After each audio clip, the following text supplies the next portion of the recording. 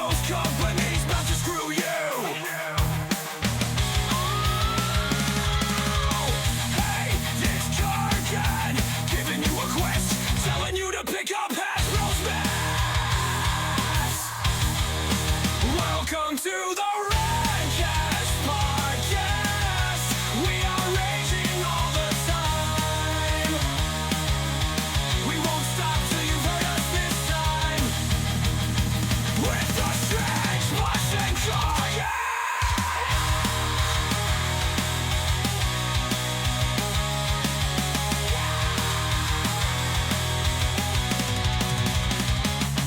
HeroQuest, all the pop culture.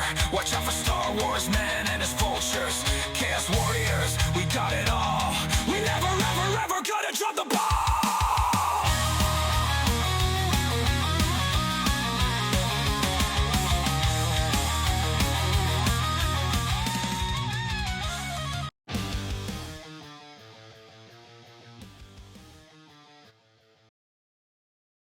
Rantcast. All right, we're back on the Rantcast.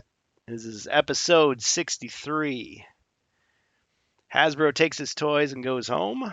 HeroScape, HeroQuest conquers the world. All right, pretty ambitious. Watch out for the Star Wars man. Yeah. So yeah, the theme song is created with AI. Strange Bus whipped that up for us. It's pretty good. I enjoy it. But yeah, we're gonna do a little talking here. We got Ribby as our guest tonight because Strange Bus couldn't make it. He sends his regrets. Some major Thank weather you. coming here. Yeah, Ribby. So what have you been up to? Well, I've been 3D printing it's actually a small 3D scanner. Hmm. So that was this week's project. So hope to have that done pretty soon. So you're 3D printing a scanner so that you can scan things and then 3D print them. Yes, It's like an endless loop of awesomeness. it is. Okay. Endless money machine. Yep. It's like a license to print money. Not really. But at least you can get some prestige out of it. I think you've won a lot of goodwill from people with your 3D prints, remarkable rims, and so forth. And we're staring into infinity again. Well, there's a couple of things. We do have a few topics today. So here we are. Yeah. The Rantcast podcast is now an actual audio podcast. And this is largely thanks to Strange Bus. He encouraged me to set it up as a Spotify channel. So big deal there. So hopefully don't get banned from Spotify. But we've got it broken up into seasons. So each year is a season of the Rantcast podcast. Going back to the original episodes that we had on the Strange Bus on Twitch. So that would be season 0 right here. And it's funny, I think the first instance of profanity, he's like, pardon my French, because it just comes out. But, that was a different thing. It was Twitch as opposed to, well, I guess we're still on Twitch. Never mind. I don't know what I was trying to say, but yeah, it definitely contains strong language. So if that's not your thing, it's not bleeped out. So there you go. But yeah, we got season 0. We got all the fine episodes. We got Amalgamash makes an appearance. We grill him there. He took it well. He's a good sport. Made some good points. We've got season 2, season 1. Yeah, season 1 is the first season where we actually had. So this is 2023. We actually had our own Twitch channel devoted to the Rantcast podcast. So a lot of work went into it. Now, because this is audio, you miss a lot of the context. You don't get to see the awesome graphics. A lot of the footage, we're just oohing and eyeing at it. But as we get into sort of the modern era, we start to describe things a little bit more. But, this could be the kind of thing, you're listening to it in the car. You're listening to it while you're painting or whatever. You just want to hear some guys yelling about pop culture. And some of the stuff is outdated in the sense that it's like, we're talking about movies or TV shows that haven't come out yet, or they're out and we're like, oh yeah, what's going to come next? And then it's canceled and it's like, oh, never mind. So, and predictions and things like that. But it's kind of cool to see where we've been. And then season 3 is the current one, so we're up to 62, and well, after tonight, 63. So And that's just one away from 64. that's true. It's true. Yeah, the Mega 64 episode, the N64. So we got Chicken Buckets. I think is just observing, as he often does. We've got Angus McBain, aka Joe Kosher, and Ribby. So Angus, how you been? Welcome to the RantCast. Hello, can you hear me? Oh yeah, I can hear you. Okay. So guys, I'm doing well. you just keep on rolling. Rolling.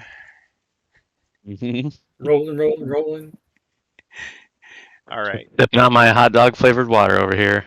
all right. Hot diggity dog.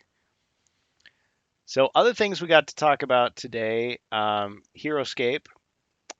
We got to talk about that, and we can maybe talk about First Light a little bit, but it looks like it's coming to Europe as of the 20th.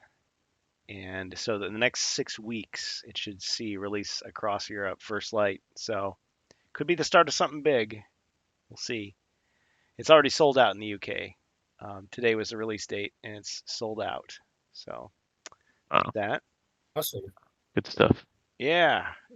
And let's see. Hasbro Spain, it really disappoints me, but it's kind of like when they find the first Sith Lord and like there's actually another Sith Lord that was giving him his orders. It's like, a little bit of a conspiracy. Not really a conspiracy, but we're seeing how some of those fans are getting screwed over over in Spain.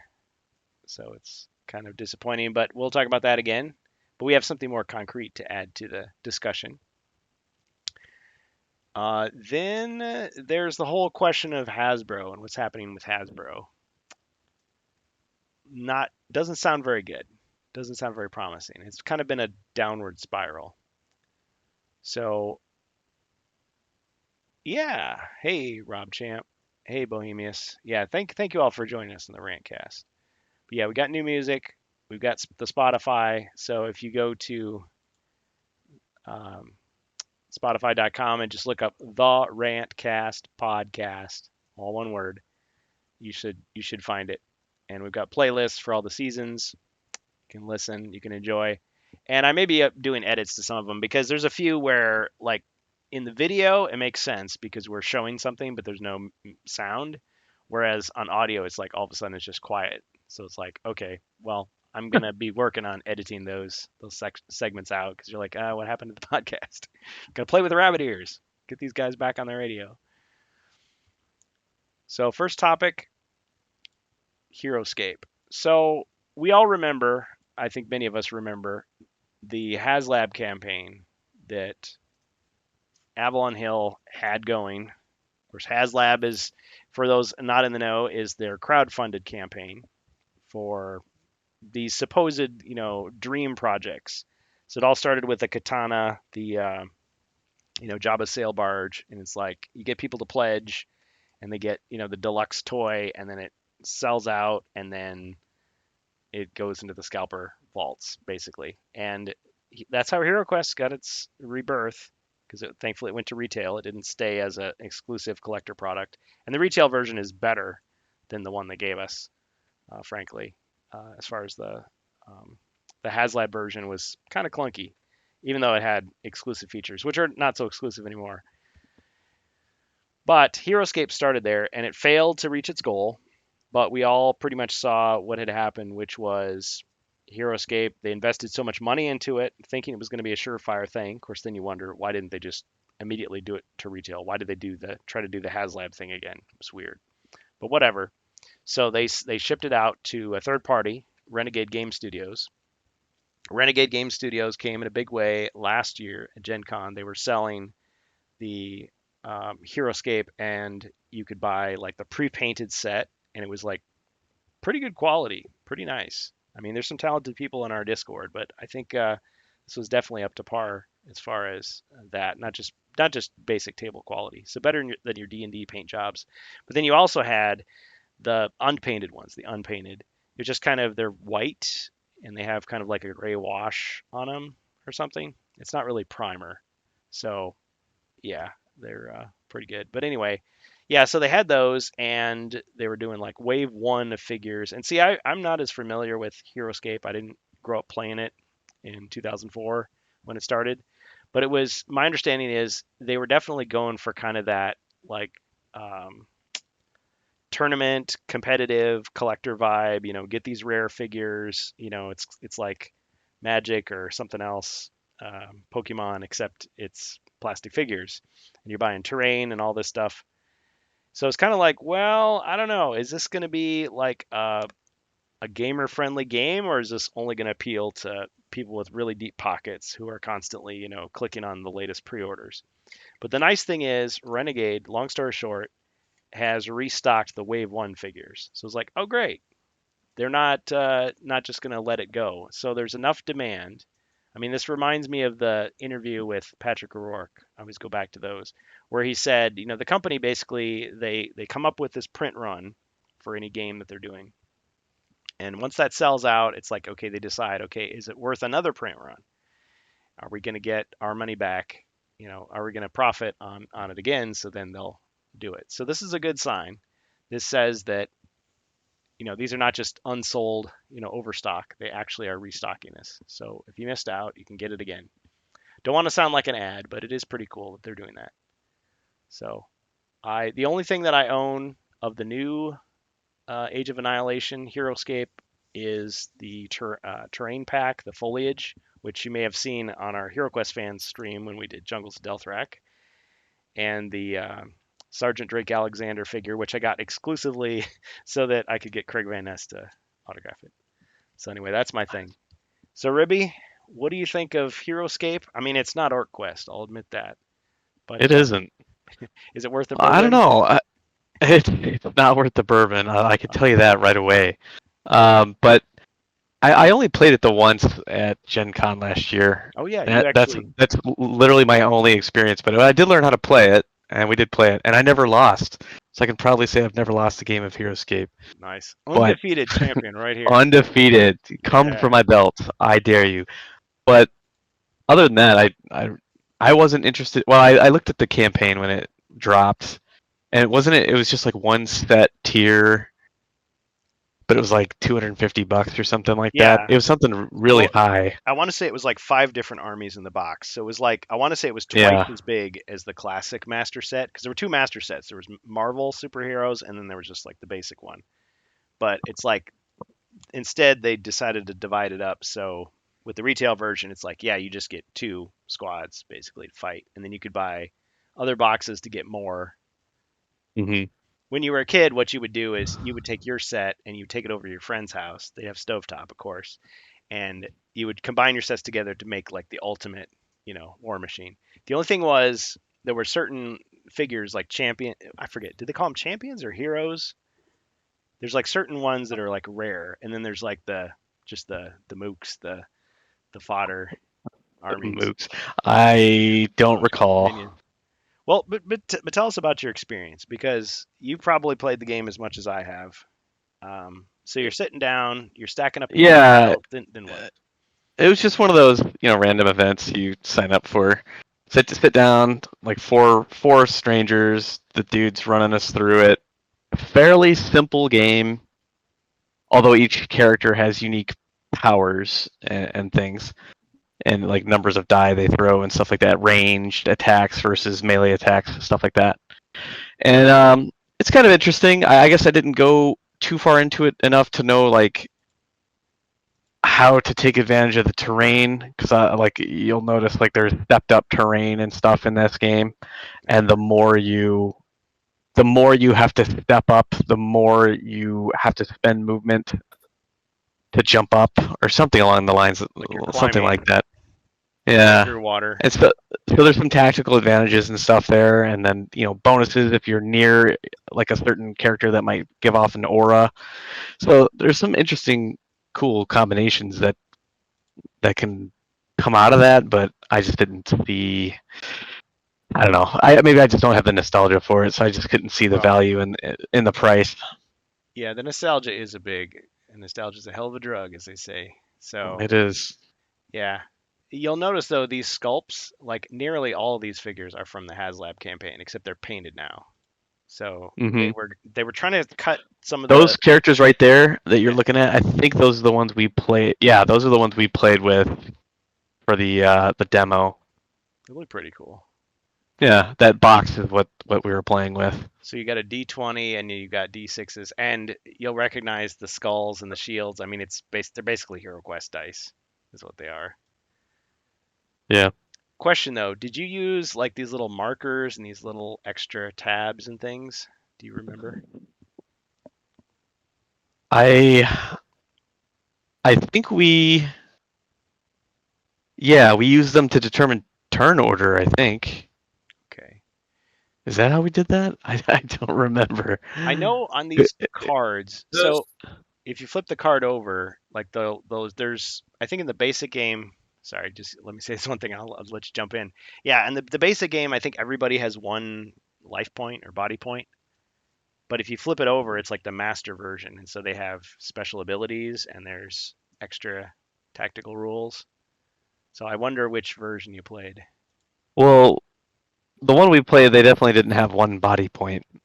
Okay, so They it might have they been each the advanced yeah or master. yeah they each had like their own life bars. Some of them were weaker than others.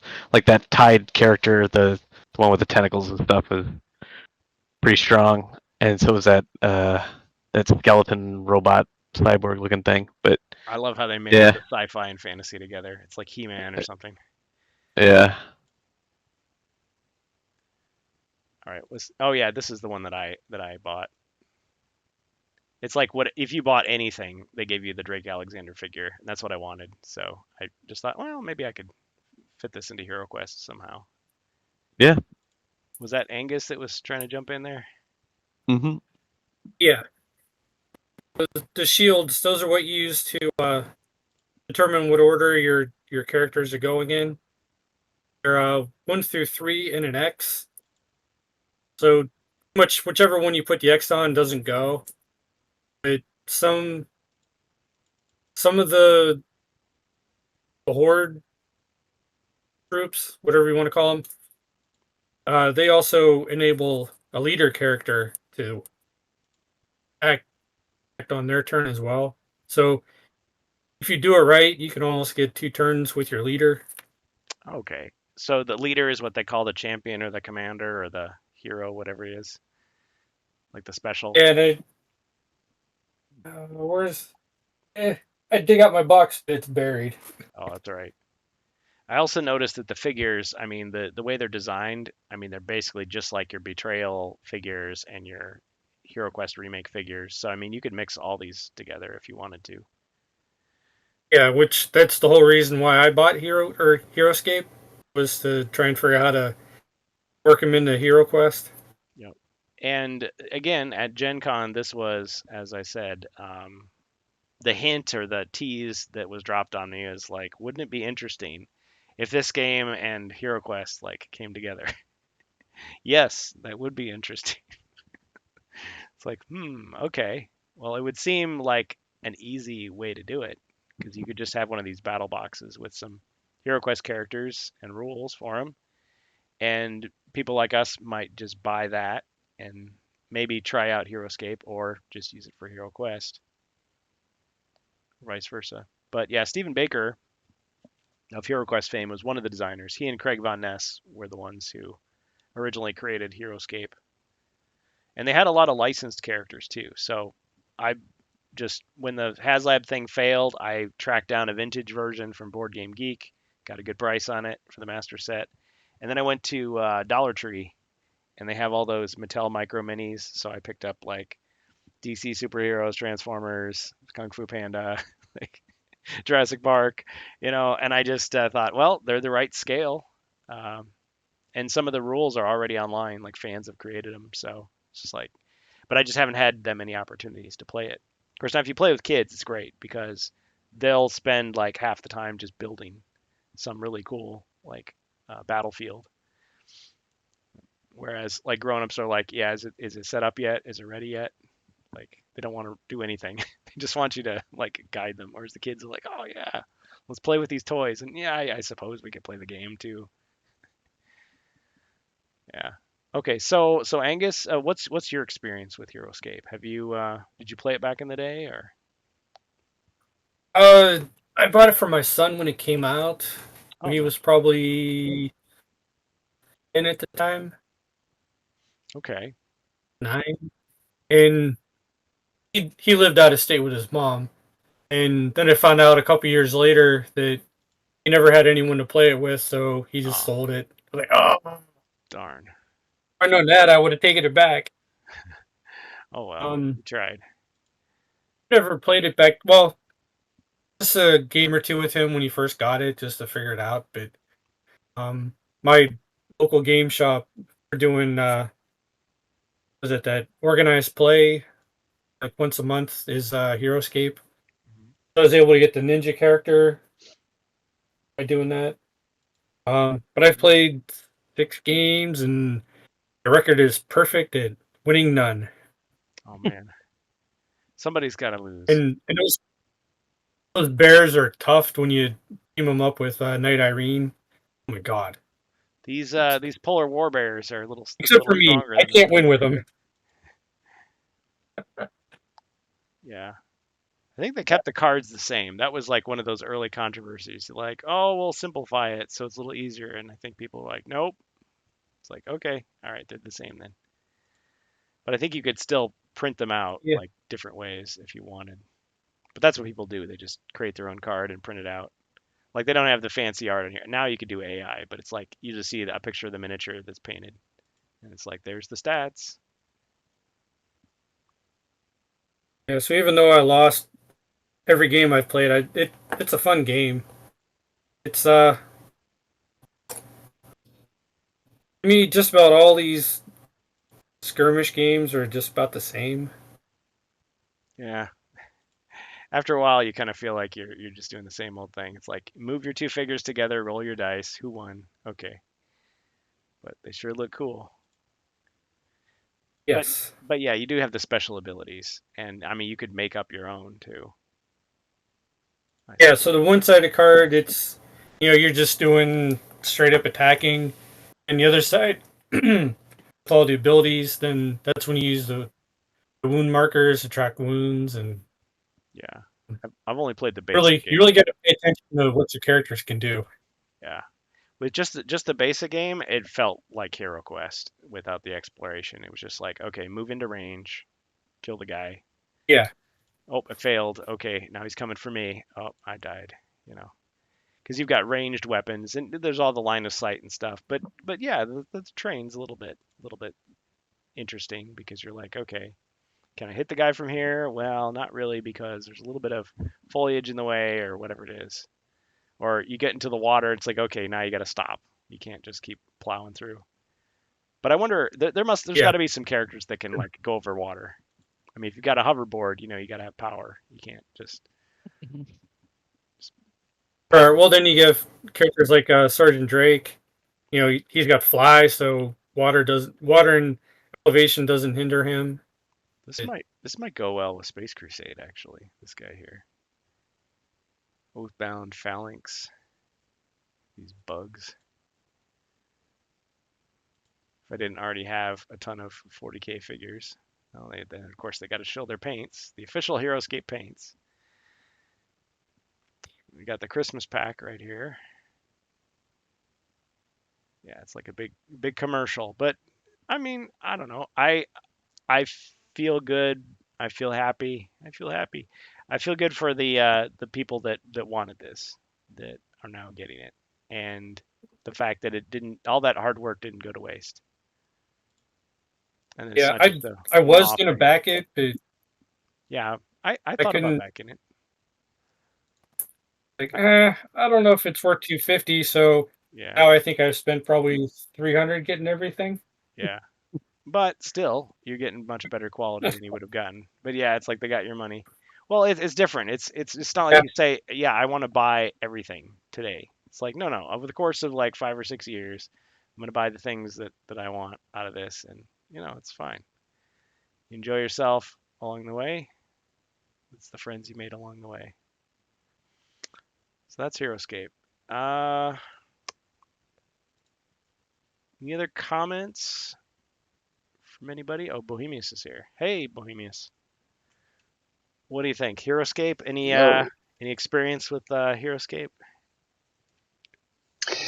Never had with the original HeroScape itself. I played the Magic the Gathering version, Ah, the Arena of Planeswalkers. the Planeswalkers. Yeah.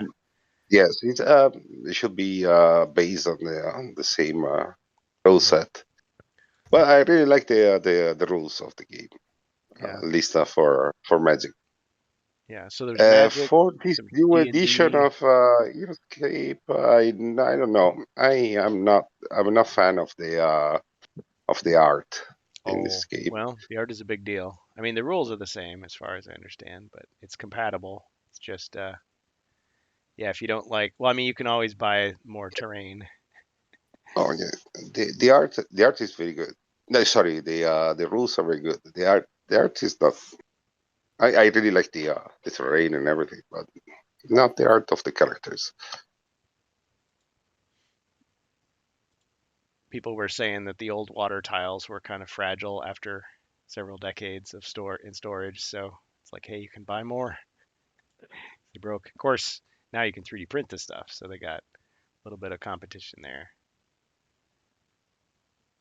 Lots of figures. Yeah, if you bought all these, that would be quite a bank that they made off you. So Renegade, they also do Axis and Allies now, and they may. Well, that'll segue into another topic as we get there. Is the whole question of like what the heck is going on with Hasbro these days?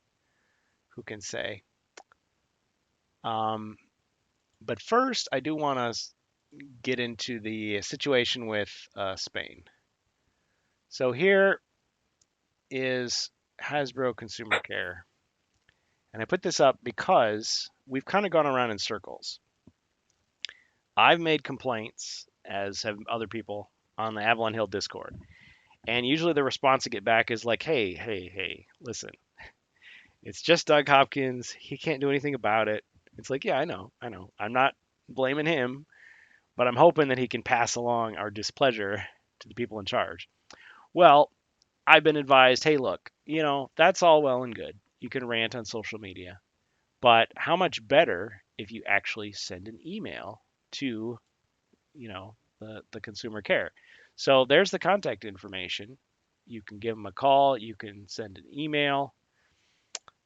It's oh yeah, you got to go to this verification page, but you can do it. I mean, I created an account. So at first I thought, okay, it's the U.S. version or the Hasbro U.S. and Hasbro Spain or Hasbro Iberia are separate entities. So the people in the US have no clue. I got to go straight to Spain. Well, I got a response back from them, and I'm going to show you what they said. They basically left me with the impression that no, actually, it's the headquarters in the central US that makes the decisions for Hasbro Spain. So the fact that, I mean, this is the complaint. You can buy the game system in Spanish in Spain. That's fine. In First Light, probably you'll be able to get that as well, starting in March, I think. It's March or May, forget. But the expansions, they come out in Spanish and then they sell out and they're never restocked. And people complain and they just get a stock response saying, nope, sorry, wish we could, but we can't. The other thing is they don't put the PDFs of the Quest books up online free to download for free like they do for the other languages, which is weird. And it's like I've heard many instances of fans in Spain who will just order like they'll pay the extra shipping and the import taxes or whatever from other countries to get other versions of the game and then translate them into Spanish. And sometimes they do a better job than the official version. But it's like they're doing this. So it's not like, well, we can't, ship it to Spain because there isn't enough demand to restock it. It's like, what are you even doing? You're leaving money on the table. But I mean, I guess they're getting those sales. But I mean, my thought is, I don't know how much extra you're paying for shipping to ship from the UK or the US or whatever. But the extra money that they're spending on that shipping, that's money that could have gone to another expansion, maybe, another sale, if it were local. So I just think it's stupid. And people will always come back to me and say, "Well, don't you understand? Don't you know big corporations, they never do anything that's dumb. They do everything by the book because they know how to make a profit." And it's like, I don't believe you because I feel like we see corporations making stupid decisions all the time, all the time. Things that are not in their best interest. So just because they're out to make money doesn't mean that they actually are successful at it. I think it's possible to satisfy more of your customers and still make a healthy profit at the same time. It doesn't have to be a zero sum game. So that's my little soapbox. Now, do I have actual numbers to back it up? No. But I mean, it seems like there's definitely way more people that are buying HeroQuest in Spain than there are people working for Hasbro Spain. That's for sure. It seems to be a very small operation. But go ahead. I feel like there's simmering comments to come out because I'm going to show you what they sent me. Because I painstakingly wrote an email, translated it because I don't know Spanish very well, and I sent them a message, and they responded pretty quickly. And here's what they said. So there's their response. Yes, it's in an image format. Oops.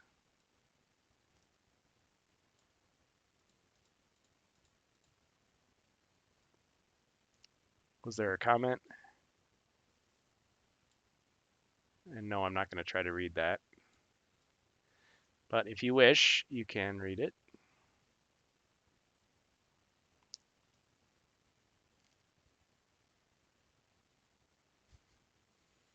Nothing but the best. Spared no expense.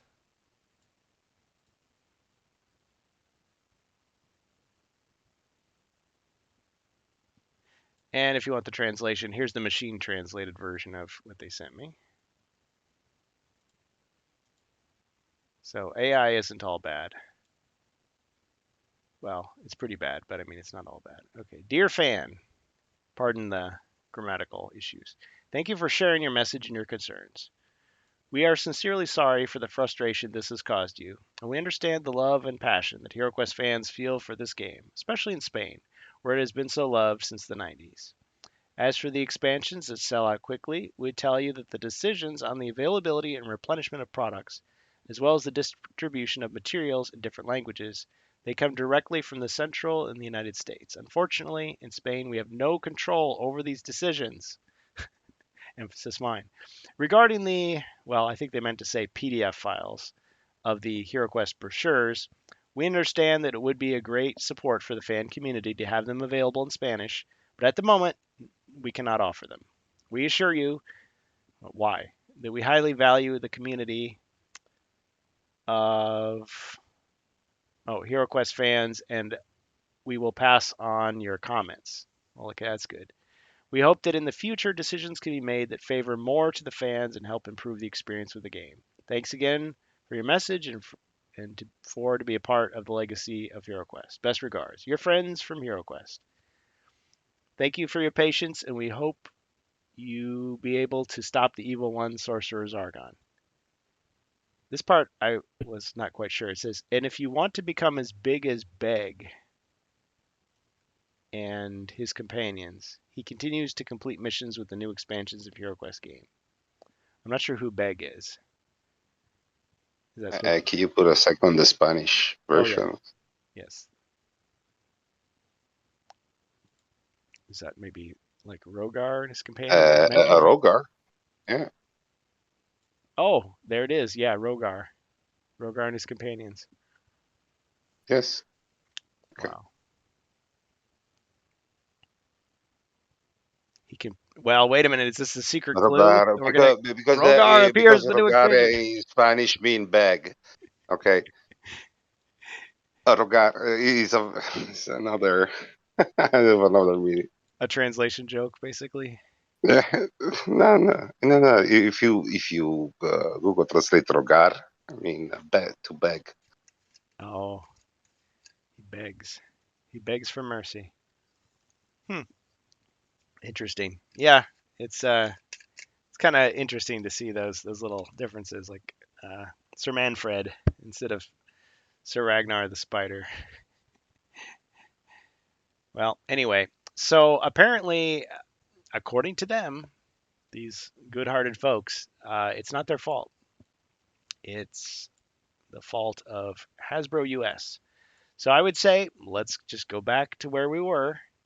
Send those politely but sternly worded letters to Hasbro Consumer Care in the US. So it's hasbro-new.custhelp.com. Well, if you just look up Hasbro Consumer Care, you'll find it. Go to their contact information, click email Hasbro. There's the phone number. I actually talked to one of the employees at one time. I tried to be nice because it's like, okay, I know this guy that I'm talking to doesn't have the power to change it, but it's like I want you to pass it along. Here's the specific things that I'm talking about. We would buy more HeroQuest. What's so wrong with that? Yeah, game refill sheets.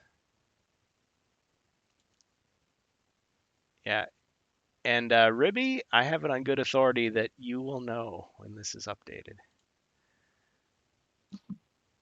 We will all know Oh yeah. as soon as this is updated. Yes. Yep. Because at this Mentorbot will be there. Mentorbot knows. He knows. Because right now, Against the Ogre Horde, the PDF file is still only available in German. And Jungles of Delthrak is not on there. First Light is not on there. Although Nope. certain people may have taken pictures of all the pages and shown it. But I mean, there's many videos have come out since then, so everybody knows now. Rogar is Prey. Oh, interesting. So maybe he was a paladin. Maybe he was a pious warrior. Interesting. Yeah, beg, pray, plead. I pray you. Yep.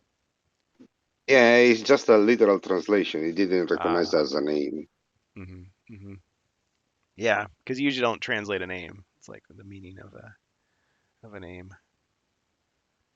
So, yeah, I know that the fans in Spain are resourceful. They have their own fan translations, and I can't remember if it was Doug. Somebody was just saying like, well, if that's what you can do, I mean, more power to you. You know, like they weren't objecting. But that's Avalon Hill. They're not the ones who make these decisions. It's higher up. Somebody higher up at Hasbro has to decide and then allocate whoever has to sit there and do the translation or do the machine translation because they love AI. Chris Cox, the CEO of Hasbro, loves AI. He wants to use AI all day long. And we know that they use AI to develop their products. Magic the Gathering, Wizards of the Coast, Dungeons and Dragons, even HeroQuest, all use AI. But we've been told repeatedly they don't use it in their final products for sale, except that maybe that one time with Clark Mitchell, which we complained about and they stopped. So I just think this is, again, another example of where one perspective to say we're the customers, we have no say in this matter. The only thing we can do is buy the product. And if you don't like it, don't buy it. That's the only thing we could do. No, actually, we do have some influence. And I'm not saying me or I'm not saying HeroQuest fans Discord. I'm saying like any customers. If you go after them enough, not in a illegal or violent way, but in a persistent way, and they think that there's a good chance, hey, if we appease these people, they're going to give us good press and they're going to buy our products more, then we have a chance of them meeting us part way. And maybe it would take a lot, but we had this crazy idea. I was telling Hispazargan about this. It's like, well, what if fans just started scanning their expansions, like their Spanish expansions, and just scanning it? And at first, it's like you're thinking, oh, wait, you're telling people to pirate this? No, I didn't say that.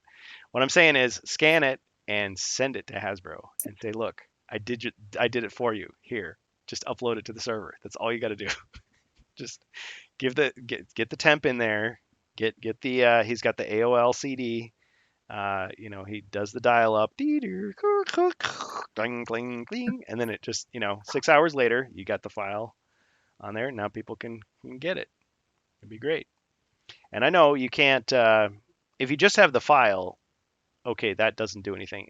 You still need the pieces. You still need the tiles and all that stuff. But the point is, I mean, you could throw people a bone, right? Because yeah, if they have another version that they purchased from another country, they can at least have the text, proper text. Somebody jumping in? Joe? Oh no, sorry. I think I'm making too much noise. Well, I don't want to do all the talking tonight. That's how I lose my voice. But Oh, okay. don't lose your voice. Tell Hasbro Yeah, what you I think. don't. Yeah. I don't get what their big hang up is. They've got customers that want this content, and they're willing to pay extra to get it from another country and then translate it, do all the hard work. Mhm. But yet, Yeah. yeah, sorry, sucks to be you. Yeah. Sucks to suck. Sucks to suck. Well, and the other thing is, you may not realize this, but Spanish is a language that's spoken in a lot more countries in the world than just Spain. So if you look on Hasbro Consumer Care and you start looking up, because you can change you can click the little bar and you can change what language, what country it is. So you're not seeing it here because of the logo, but it says U.S. English. But I mean, you can change that. You can change it to Spanish, French, German, whatever. Um, if you go to Mexico, it has Rise of the Dread Moon in Spanish, but that's it, like nothing else. And so it's like, okay, that's kind of weird. So those people want it, but nobody else. It's like where's everything else? And I think Nightfall, which is connected with Rise of the Dread Moon, which is on the Hasbro Pulse page, that free quest, that one's in Spanish, available in Spanish, but it's like nothing else is. It's so weird. I mean, I get it. Like you translate the quest book, that's not everything. I mean, you still got the cards to translate and all that stuff, but I mean, what's so hard about just putting it up there? I mean, if you have the companion app, you have access to HeroQuest in languages that it doesn't exist as a physical game. I mean, I don't think there's any Polish version of the game that you can buy today, but you can play the app in Polish. So they must have thought, hey, that's no big deal to do. Yeah, sorry, Doug. No, Doug, I feel like Doug's on our side. It's just that, he's an employee. He's got to do what the company tells him. He can't, and he's a designer. He's not in charge of these logistics and all these other things. But he's said before in the past, they pay attention to the insights that they see on social media, people saying what they want, and he passes that along to whoever is going to listen. So I would just say we should just keep after them in terms of asking them to do this, tell them what we want, and maybe they'll make the right decision. Because at one time, HeroQuest was available in a lot more countries and a lot more languages than it is now. And that was back in the days before the internet was really big. Of course, the game was not identical. I mean, it was plastic on sprues, half cardboard. You didn't have the fancy materials for a lot of the stuff. And we didn't have the whole supply chains with China factories outsourcing necessarily. I mean, Citadel Miniatures is in the UK, but that was the early 90s. So I know it's not exactly the same, but still, wouldn't it be great to get those old communities served again? That once supported the game, who would do so again? Brazil, Japan, Spain. Yeah, but it must be a problem of distribution because Spanish is the second spoken language in the world. Mm-hmm. So probably they produce probably only for Spain, and then all the copy that you see in Mexico and other places are like taken from the Spain market. Well, that's And possible. that is my hypothesis. Of course, it's just a theory. I cannot confirm that because, but that is the problem because Spain do their own numbers. Okay, they have anyway. They are the one they request the numbers of copies to Hasbro. The Hasbro then decide to not reprint the old expansions. But if the numbers requested at the beginning are low, then you have a shortage. So maybe they're just underestimating. So They're underestimated because they are calculating on the Spanish, just for Spain. That's the theory. Okay, my idea is they have a number for Spain. Let's say 1,000 copies. I'm just doing an example because there's at least 800 people buying in Spain, but then you have 500 copies that goes in Mexico, South America, Caribbeans, and at that point, you're missing the 300 copies for your customers. okay, so here we go. So Argentina, Chile, Colombia, America Latina, Mexico, Peru, and Spain. Right? Am I right? So you've got lots of places. Don't be found. Oh, yeah, because I probably have to write it out in that language. But yeah, I'm just a clumsy guy here. But point is, yeah, you've got all these options. And it's also true. People will say, hey, a lot of people speak English in the world too. A lot of countries will have it as a second language from the influence of the British Empire and the American influence. So that's also true. But come on. I mean, there's a certain nostalgia as well about having it in that language that it once was, even though it's the same game. But I just see it as bringing more people to the table, potentially. Because HeroQuest has such a nostalgic base. I mean, you've got people that grew up playing it, that remember the game, who would introduce it to their kids, their grandkids. And yes, they're trying to draw in new people. Now, I am hopeful with the fact that First Light is coming out in Spain. And maybe because it's considered a game system rather than an expansion, it will be restocked. Maybe that will start to cause a little bit of change. Maybe they'll start to realize that people do want it. Maybe And I don't believe that they are final there. What they're deciding now on the reprint is not final. They maybe change the things are idea. subject to change. Yeah. Yeah. Well, and if we think about Chris Cox and the direction of Hasbro in general, I mean, they keep laying off people. They keep emphasizing how much they want to use AI. They keep talking about digital. Maybe, I mean, I don't know. My nightmare scenario is HeroQuest is just doing great. They're making lots of money, but at some point they're like, sorry, we got to cut this. And they just lay everybody off and it's gone. Why do I have to be such a doomsayer? Well, I'm just saying that's my nightmare scenario. Hopefully it doesn't happen, but uh, there's some uncertainty here. And we can't just say, well, maybe somebody will buy the company. Maybe they'll get a new CEO. Maybe they'll outsource it to some other company like Renegade. Just because that happens, that's no guarantee that it's going to continue as it is. It might get ruined. I mean, hopefully not, but they may, kill the goose that laid the golden egg. We've seen it happen with other franchises. So anyway, am I being too pessimistic? Of course I am. Talk me down. Ribby, what do you think? Am I too much of a pessimist here? I mean, last year taught us, if it taught us anything, that everything can shift on a dime. So I wouldn't rule anything out, but I don't know. Until we see something concrete, I'm not gonna dwell on it too freak much. out.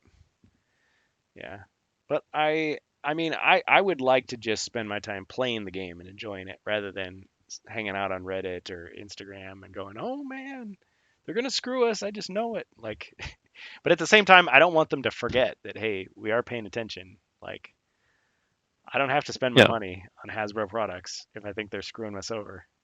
Like, and I can tell people, I mean, even though I don't have the reach of some other people, I mean, I'm not the top HeroQuest influencer, but, I got a little bit of say. You guys have something to say. There's a few people that if they see us say something, they're going to notice. So it's not like we have no influence. So I just want them to treat us right as customers, and part of that is just actually letting us buy your dang product. I mean, is that so wrong? So, yeah. But if they have First Light in Spain, one nice thing about First Light is it does introduce some of the rules that you find in the later expansions, kind of in the booklet. So maybe it will encourage more people who get it to like look online for it. And at first, yeah, it's going to be, I just imagined HeroQuest is like an underground kind of cult hobby of a few dedicated people. But, it continues to grow. And the more they see that, oh, gee, we're getting totally screwed over by the company. Like, they don't care about us in Spain, but they care about us in other parts of the world. So, I don't know. It's like the voices get louder and louder. And maybe the company will start to pay more attention. Hopefully. Just got a little comment here.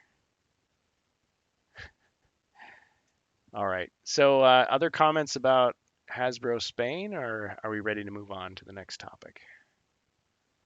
Anybody? Bueller?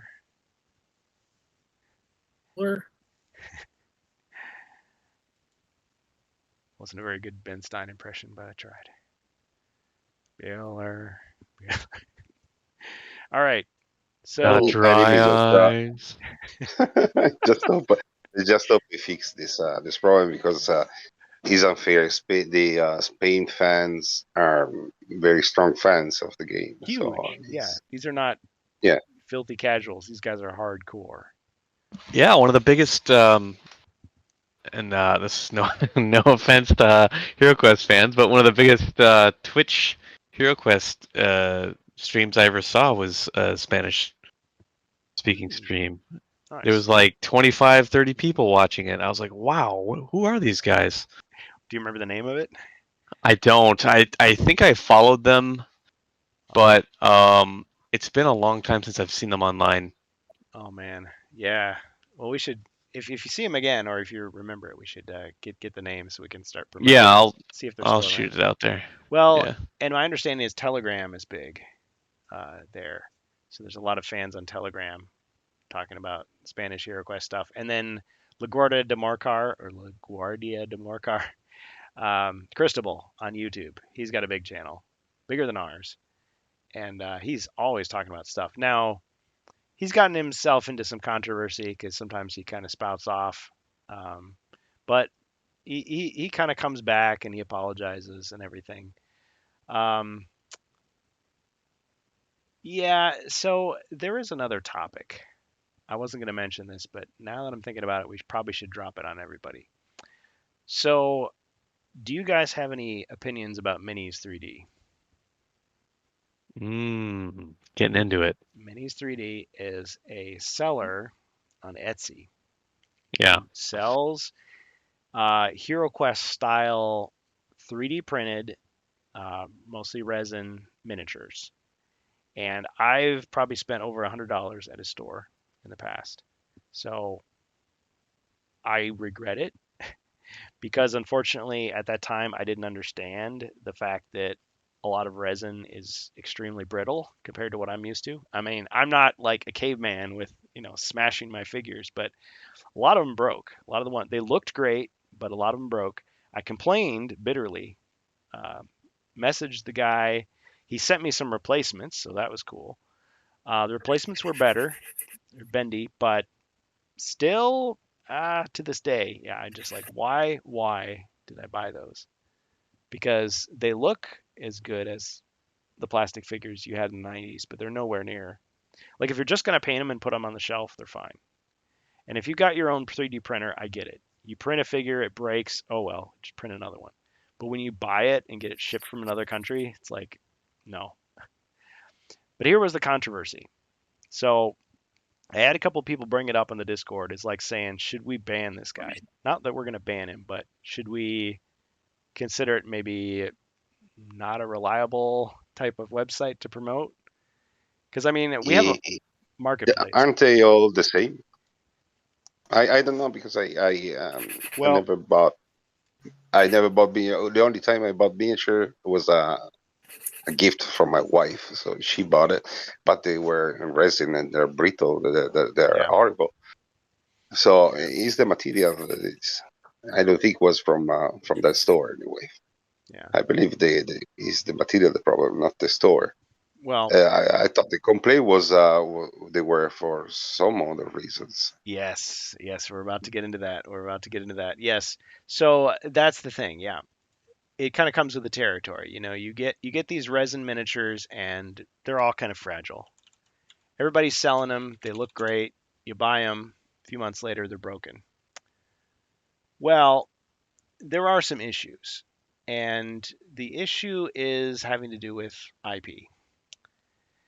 And I'm not going to say that I'm a perfect person and I've never looked into that kind of stuff or that I would never justify that kind of thing. But the fact is, we run a community, right?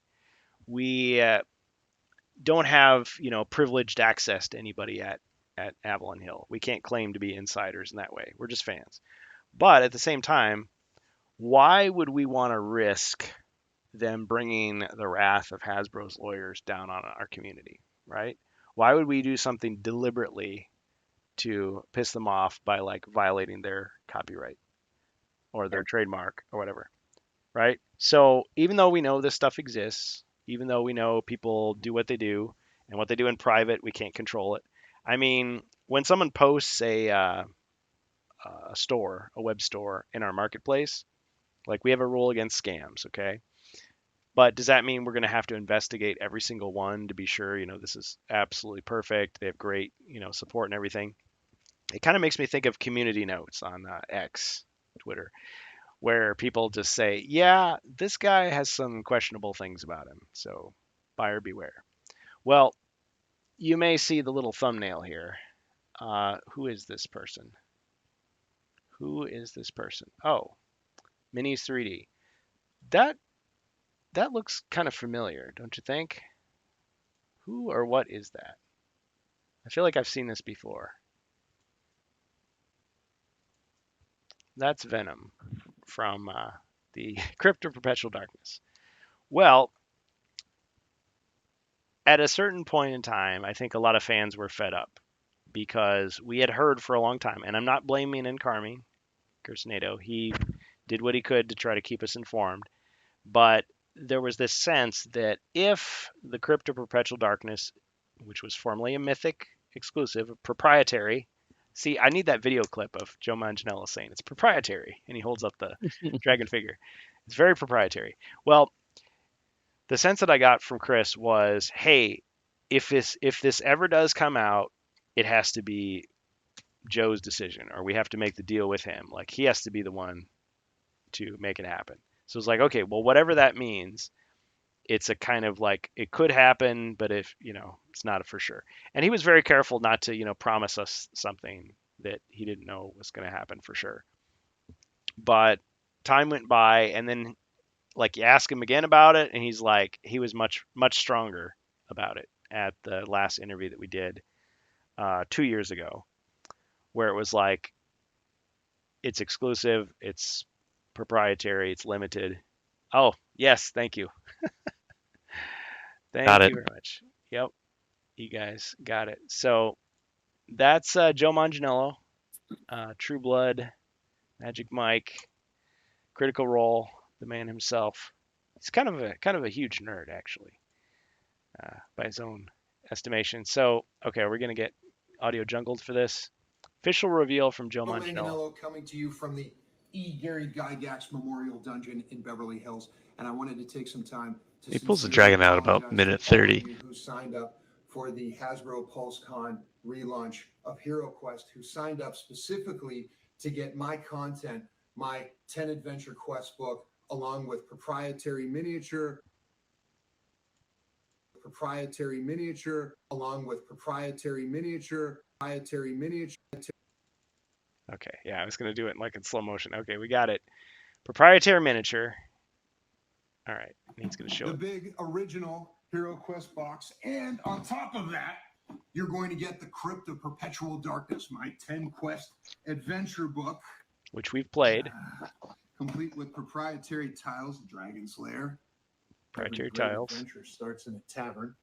You're going to get some acid splashes, grasping vines, smoking skulls.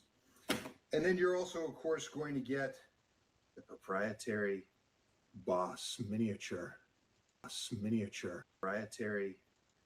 The proprietary boss miniature. All right, so there. This is the memory we all have, and we were taunted for years. 3 years of this. Comments.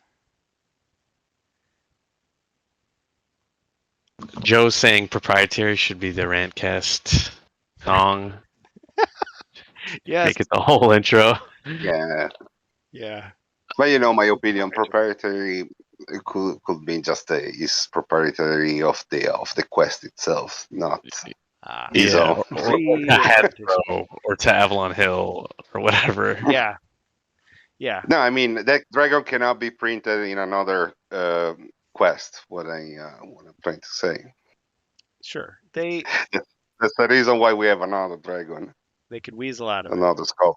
Yeah, Mm. and here we have seen the leaks which say the Crypt of Perpetual Darkness is coming out sometime between June and December of this year.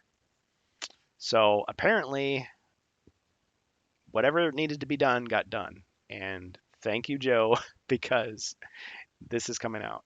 Now, I am imagining that the same process that got us Spirit Queen's Torment and Prophecy of Telor, which are formerly exclusives as well, is going to be used here, and they're going to give us a different color of plastic. I know we did our predictions and our speculations, but what is he fights for us? Yes.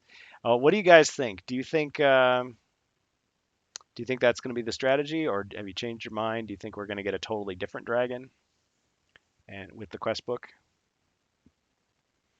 Because I feel like you're just going halfway. Like, Yeah, I speculated it last week that we might get a new dragon, but it's hard to say because there's not going to be much in the box, right? There's going to be one sheet of tiles, a quest book, and the dragon. Is that what's unique to? Yeah. He's the strongest selling point of that expansion. Yeah. They cannot take it out. You gotta incentivize people that already have it, kind of like they did with Prophecy of Telor and Spirit Queen's Torment, to buy it. So what's the incentive? Make it a different color? Hopefully not. Colorful dice. Yeah. New dice. Yeah. I don't think we need more dice. Needs to be a nice, bright, vibrant green More color. dice, more dice. More dice.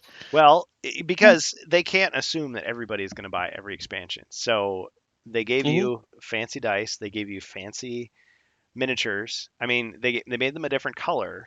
So it's like, okay, got to collect them all. But you could just paint them, and who cares about the color? Or you could just keep them kind of a translucent. Yeah. Oh, it's a fiery monster. It's a ghostly creature. It's an acid monster. I don't know. One selling point could be, and this is kind of weak, but one selling point could be to get the quest book for the corrections. Right, that was a huge thing in Spirit Queens and Prophecy. There was a lot of corrections. Yeah. That came in those books. He could definitely buff up those quests, make them a little more interesting. I mean, he had some good ideas at the start. Yeah. I think we remember the tavern fight. We remember the rats running around with the cheese and everything. You know, and he had some grasping vines in there, but it's just like it felt like he could have done more. He could have done a little more. So maybe like a part 2, a revision. Yeah, I mean the other selling point would have to be maybe a new hero or a new sculpt of a hero. I don't know. I had an idea about that, and tell me, Rich, if you think. Or alternates of existing monsters is what I was thinking. something we Ah, haven't seen before. goblins with Another beards. alternate of a goblin. Yeah, an alternate with the bombs in their hands or Yeah. whatever. Yep. Something that ties to something existing, kind of, even though they're not called goblin bombers or whatever. Yeah. But something that would give us an incentive to, oh, hey, that's something new, cool. We'll pick that up. Even though functionally it'd probably be the same as the little boomerang archer goblins. So Strange Bus is here. Good to have you. If you want to join us, hop into the HeroQuest fans Discord. The water's fine. Chat with myself. We good, brah. Well, it's funny because I was telling Ribby, we don't need you. He's like, oh, so that's how it is, huh? He's jerking me around all day. He's like, threw yeah, a come on the jacket on the stream. ground. Just kidding. I don't need you anymore. Bus is coming on. Got him. Wait a minute, he's gone. I need you back. Oh, And I was please, like, you know please. what? I'm crawling back. It's like, listen, one more time. You guys jerked me around 13 and 14 more times. I'm out of here. See, I got to get you angry so that you come on the Rantcast. You got that rage ready to go. It's the whole point. Yeah, yeah. Well, yeah, if you got the time, if you want to, we're ready for you. If you're not, I understand. You have I feel like we sidetracked a little off of the ethical question of Minis 3D. Oh, yeah, we did. We totally were talking about Joe and his victory. Yeah. He fights for us. I I didn't realize they were selling the full blown Venom Mini. So that was kind of a shock to me. I'm not going to out anybody, but a certain person from the community basically shared a STL of someone unknown to me who scanned the dragon. And yes, it's not. There's one that's just a straight up scan, as you're seeing here. There's another one that has like a pile of skulls at the bottom, which is kind of cool looking. But yeah, they pretty much just threw it out there. And this is not just somebody giving it away for free. This guy's actually selling it. And I want to say they are not the same person, but Minis 3D uses a lot of Monstrous Encounters. Monstrous Encounters has his own site and actually does HeroQuest inspired miniatures. I think at first they just copied like classic designs. So technically Games Workshop would not be happy about that. But I mean, it's stuff that's no longer sold. But then they also make their own new stuff. And I think the stuff becomes free at a certain point, but some people were accusing Minis 3D of not giving proper credit to Monstrous Encounters or other designers of other things. You get the impression just looking at his page that he made all the stuff himself. He didn't. Mm-hmm. It's from other people. He's not stealing it. He has permission from those designers to sell the stuff.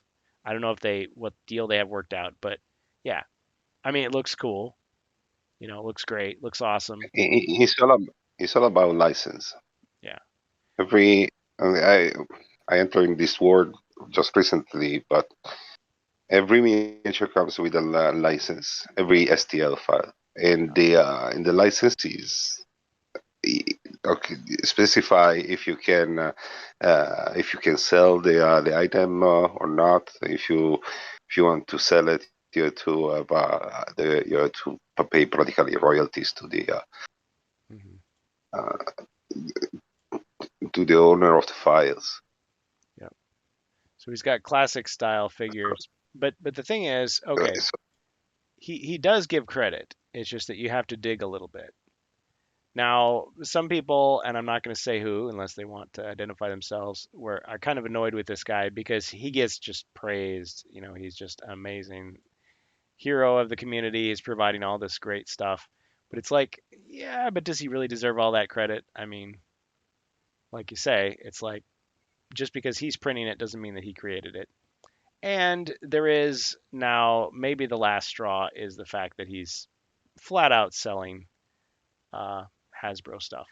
And I'm not Proprietary saying stuff. Proprietary stuff, yeah. And I'm not saying this because, hey, I want him to get in trouble. Hey, I want his stuff to get shut down. But this is so blatant. I mean, come on. For $17.74, he's going to sell you a really fragile resin copy of the dragon, which, right, for all we know, in not too long, maybe 6 months or so, we're going to be able to buy in stores, and he's not going to be able to sell this. Right. So the justification, as I understand it, was because they could not get the Mythic at all in Spain. Is that the reason? In the world. The In the idea, world. the idea was that Well, somebody decided, hey, look, they Hasbro without or Avalon Hill without saying so has pretty much given us no hope that this is ever going to come out. So why not just pirate it? Why not just copy it? But then at some point, this guy decided, well, it'd be a good idea to sell it. So not only is it like it's like a sliding scale of ethical, like Robin Hood something. It's just like, okay, first, all right, we can't get it. That sucks. Okay. Okay, well, we can't get it. That sucks. Well, at least we'll give it away for free. That sucks. We can't get it. Well, let's just sell it and to unsuspecting people. And then let's sell it right before it gets sold for real by the real company. So I don't know. If I were this guy, I wouldn't do this. It seems like he's playing with fire because a lot of people know who he is, and all it takes is one disgruntled customer to say, hey, hey, look at this guy over here, what he's doing. So anyway, I wouldn't give him money. I mean, I have many reasons not to give him money, but that would be, yeah. So what I'm thinking of doing is from here on, basically, if somebody posts Minis 3D, we're gonna warn the fact that it's questionable, it's shady.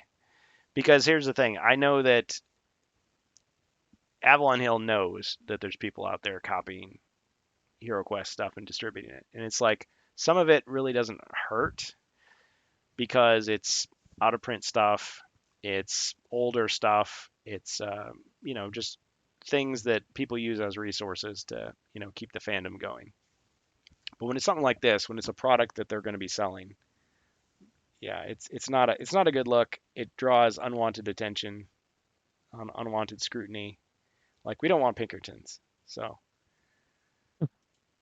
yeah. now wasn't there, kind of dovetailing into this a little Yeah. bit? Wasn't And there? I feel like. Go ahead. Hey, go ahead.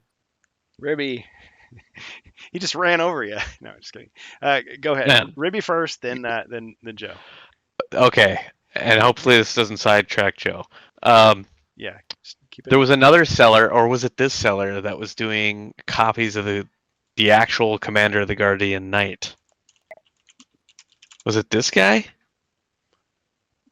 RiproQuest. I don't remember, but I'm not sure. I don't think so. Somebody was selling an actual. It looked like a scan of the Commander of the Guardian Knight.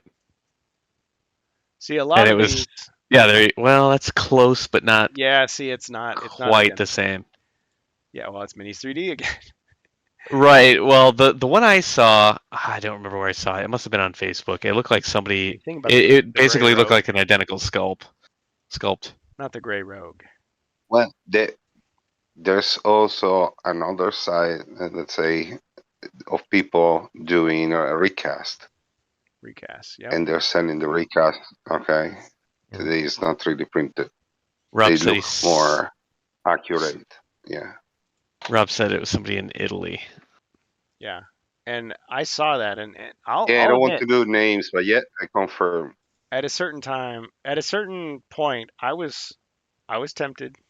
I was like, But actually, for the most part, what I found is if you want HeroQuest, if you want these pieces you're looking at right here, these are going to break. Okay. You're going to pay a lot more for these. Just track down the originals. The originals are actually cheaper. And I know that if you try to get the Mage of the Mirror, it's going to cost you like, $3,000. But that's because you're trying to buy it complete or you're trying to buy it sealed. Don't do that. Just buy the individual pieces. Yes, it's going to be expensive. So I got a couple of ogres. I think they were like $12 or $15 a piece, which is like that's like a modern metal miniature price for a piece of plastic from 1992. So it sucks, but Sorry, how much? I want to say it was like 12 or 15. I can't remember exactly. I think I bought two of them, so it Okay. was like 30 plus shipping. So, but I mean, you buy it piecemeal. You wait, you buy the pieces. You might have to print the tiles yourself. so it's not going to be perfect. But I mean, if you're trying to buy Mage of the Mirror, it's a ridiculous pursuit. But if you just want these plastic pieces, which is all you're getting if you buy from this guy, it would probably be better. Because yes, for $40, he's giving you what? One of these? Let's see here. How much cost? Or How much no, cost it's one the set. miniature here? The set. Oh no, I'm okay. I'm sorry. He's giving you 8 pieces for $40. Well, that sounds like a bargain. But they're gonna break.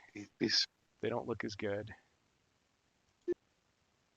Okay, what does he say? 3 giant wolves, 2 elven warriors, 2 elven archers, 1 female elf, 1 archmage. And you got to pay for shipping. It's resin. It's in the U.S. But see, these just look like these are either really good scans or they've been like kind of tinkered with in a computer. I don't think that sword looks different. The elf sword didn't look like that. It's more like a curved knife. This looks like a, I don't know, it's like kind of a jagged edge, almost like a tree branch. yeah, it looks 3D printed. Yeah, the Or wolf's fur is kind of like tousled. It's so, look more like a lion. you have to see I don't know. the printed lines.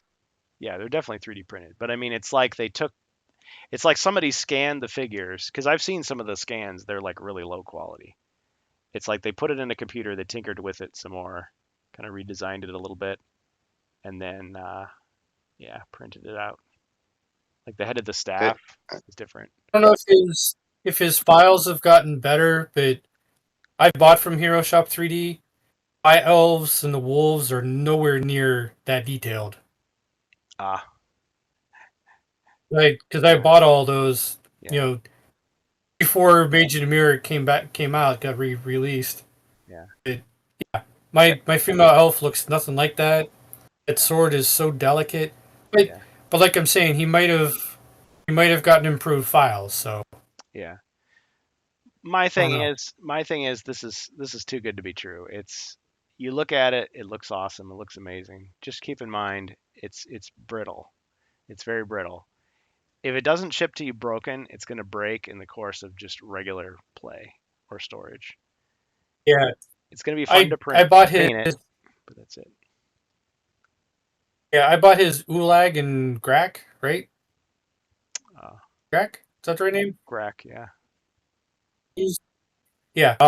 His version has a skull on a staff, and I just looked at it and it popped off. Yeah, don't use the laser eyes on it.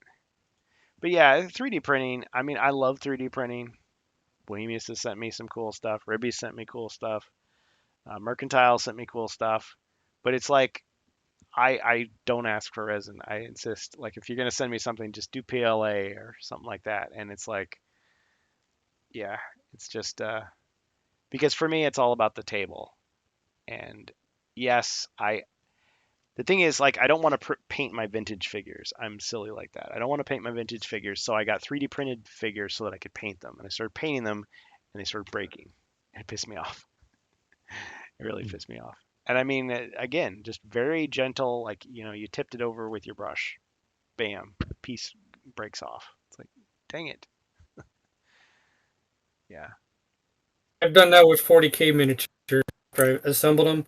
There's just some of them have delicate parts, and yeah, you touch it the right way or wrong way, and ping. yeah. I mean, I've broken regular plastic miniatures. It's like, okay, yeah, it's my own fault. It's a vintage piece. It's not indestructible. But I mean, compared to like modern HeroQuest figures, I mean, I've heard of people breaking the furniture. I guess somebody broke their torture rack. They dropped it, and it hit just like at the right angle with the little knob that sticks out, and it Yeah, busted off. Was that you? that was me. Oh man. Yep. Yeah. So it's Fell off my possible. desk and knocked it right off. Did it land on like a hard floor? Oh, carpet. Carpet. Oh shoot. So it was just the weight of the piece on itself. And was that And it landed right on there. was it the HasLab one? Yeah. Yeah. Of course, I don't know. I mean, I know the quality of the dice has changed. I don't know if the quality of the plastics, other than I think a lot of them came out of the molds and they're kind of like melty. So like there's some of them, people report like the faces lack detail on some of the heroes and stuff from the HasLab, but the retail has better quality control. But yeah, the plastic it's like a different density for the furniture versus the figures. But the figures, I mean, I've stepped on them, I've bent them, I've done all kinds of stuff, and they're fine. None of them have broken. Whereas, yeah, a 3D printed figure is not going to hold up to that, but especially not a resin piece. So, yeah. But anyway, I guess let the buyer beware when it comes to these guys. Some of them I think are maybe they could get away with this sort of thing like in 2019 or 2018. But today it's like there's no excuse. So, if you like them, I guess buy as much as you can because they might be getting a cease and desist letter. Yeah, if we And they want should. to, if you want to comment on the price of this miniature, I think they're too expensive Yeah. I mean, they for the cost. margin they have. So, Ribby, Bohemius, you guys 3D print stuff. How much does it cost to 3D print a miniature like this? Probably 10 cents. 10 cents each one, and you calculate you could take like depending on the detail you're searching, but 3-4 hour each. Yeah. If you want a very detailed, you need more time. Otherwise, in 1 hour you can do it. Mhm. So we'll occupy 1 hour of your machine that is doing idly the work. You're doing nothing. You just hit the button.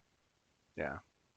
Well, and I know in the world of 3D printing, and I've seen some funny videos where people talk about it, where they're just like, yeah, but you got to count the fact that, the electricity and the desk that you had to put it on, and you had to I mean, travel to the yeah. store to get the filament, and then you eat the sandwich while you're waiting for it, and I like, I don't come know the on. word for it, but there's a word. That's your initial, let's say, setup. Okay, that you have to pay little by little, but Paid for it's not itself. going to influence. Yeah. Yes, you pay for itself after it's paid. Right. Is all profit. Yeah, I mean, there's energy, obviously. There's material, which for something that small is negligible. Probably the biggest thing though is just time, because there's a lot of time. Hmm. Yeah, Like time. Bohemius is saying, Time is for a very detailed miniature, you're looking at more and more time. Yeah. And if you're tying up your whole machine with one little thing, that adds up. So probably when I sent my $100, let's say, to Minis 3D, he threw me to the head of the list as he was printing my yeah. stuff out, and then when he was done, He's probably got a farm of printers, farm of honestly. printers. Well, yeah, by now for sure. Yeah, Yeah. I think these guys are making a healthy amount of money. Okay, monstrous encounters. Yeah, Yeah, but that's the you can do designer. money while you're sleeping. In Yeah, 8 hours that you're sleeping, you can print 8 miniature in every printer. Let's say, okay, just a number. It's see, I'd rather to go fast. I'd rather just have the file and I'd send it to one of you guys to print it for free, or I'd pay you for the shipping or whatever. Or yeah, I just buy my own 3D printer, print the stuff. Like yeah, I don't know. It feels exploitative. I know that people say, hey, it's a free market. If people are willing to pay, then whatever.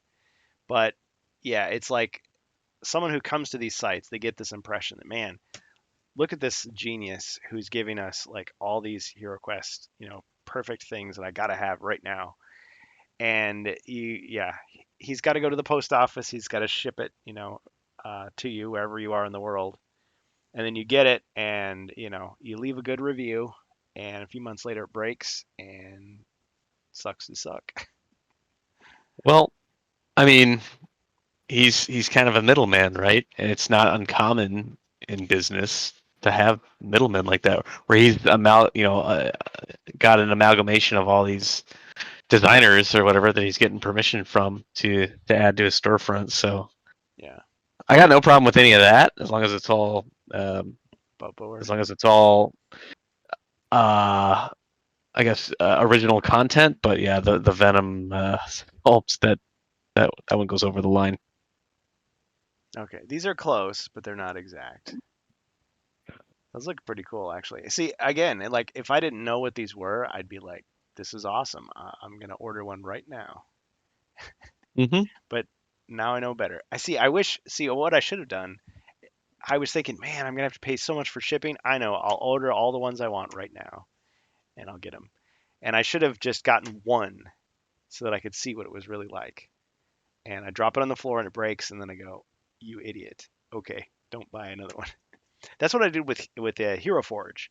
I spent, I, it like the price gets higher in my imagination. It was either $35 or $45 for a single miniature in color because it's color printing. Like it was a brand new thing, and I was painting it because when I got it, the colors were very muted.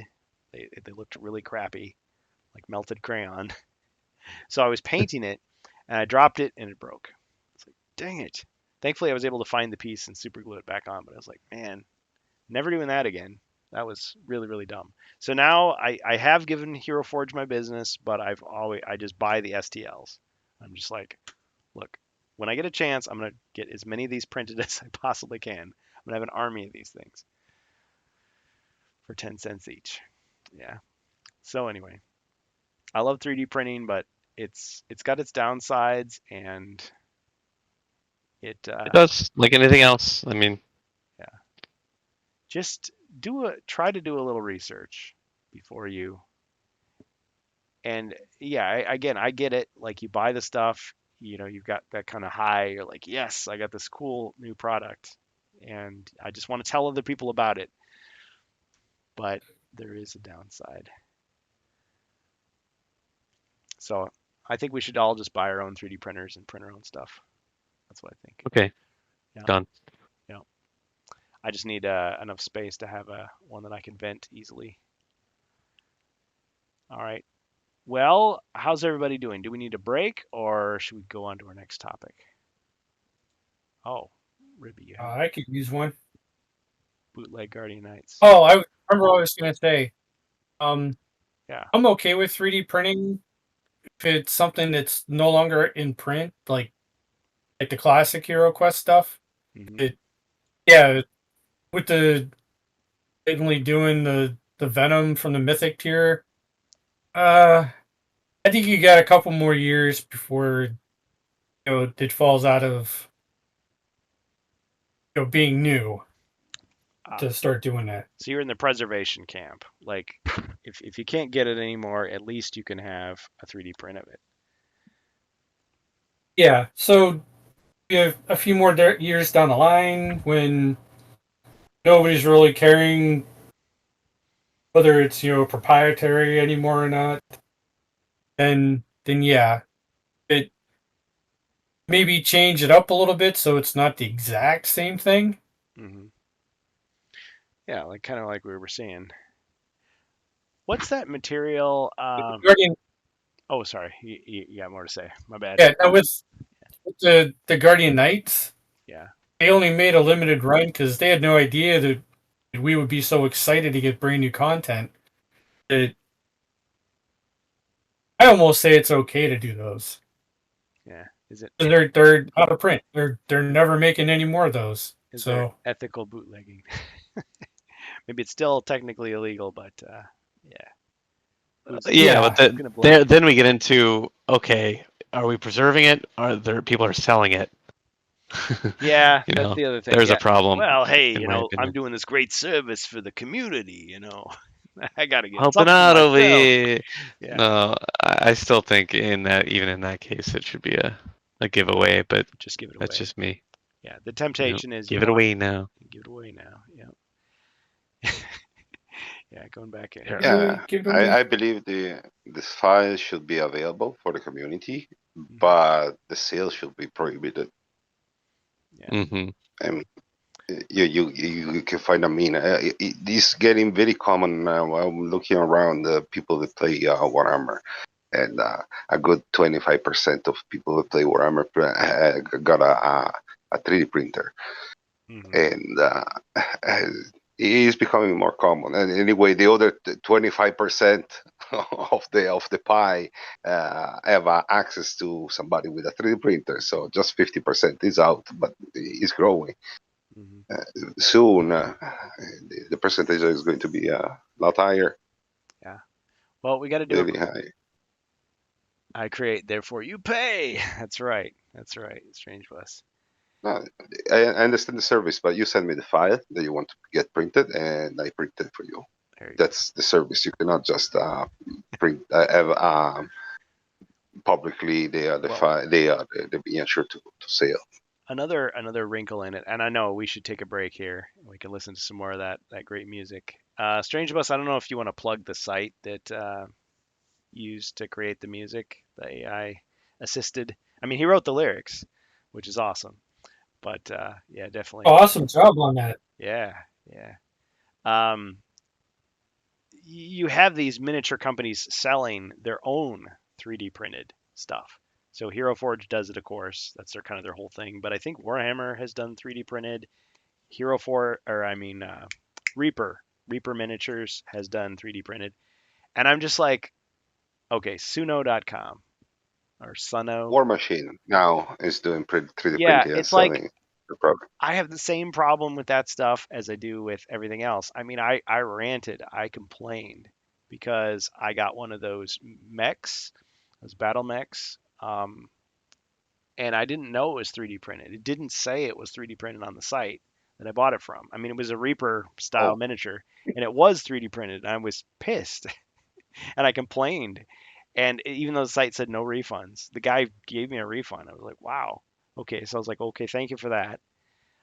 Thankfully, I discovered that that was kind of an anomaly. Like most of those mechs were not 3D printed, so I found some others that were definitely like bendy plastic, and I got those instead. But it's just like, man, like I feel like I'm being ripped off. Like it's kind of the to compare it to Star Wars. It's kind of like when I see a fan film and it's flawed and it's cheap, but it's like this was the best that somebody did, on their own with a low budget and I praise them. But when I see like a big budget studio, like with billions of dollars, do that quality of work, it's like I expect more, and I'm disappointed.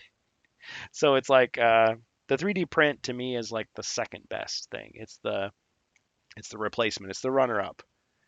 I mean, I was gonna ask you, Ruby, what is that material that's bendy and it's kind of like that's not this. Is it the silicon based that you used to make the rims? Oh, Kind of you're talking about TPU, TPU. the flexible stuff. Or it's Yeah, Geocast? so Is it's more that like a is that a three? rubbery stuff. I was thinking like if you could 3D print fantasy miniatures, tabletop miniatures that were in like plastic like that, that would be a game changer. That stuff's probably a little too soft for that. TPU. Yeah.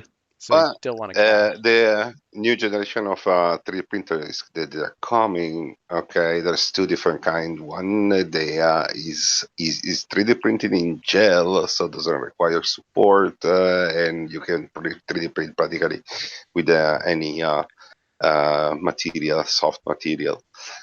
And then there's the new one. There is the full color 3D printer is going to be the total game changer. You practically Yeah, you don't need to paint you don't even need to paint the miniature. I still want to paint it, but that is an awesome perk. Well, and I That kind of is really Yeah, cool. yes, but they can offer the option. Okay, the completely 3D, completely gray, so you can paint it yourself, or that's true. completely painted with a That's true. yes. And they're going to the artists are going to sell their own interpretation of the painting, so you can just put the mask on top and Yeah, like a have the same miniature paint by painted in numbers. different way by Paint by different numbers. artists. Yeah, very true. All right.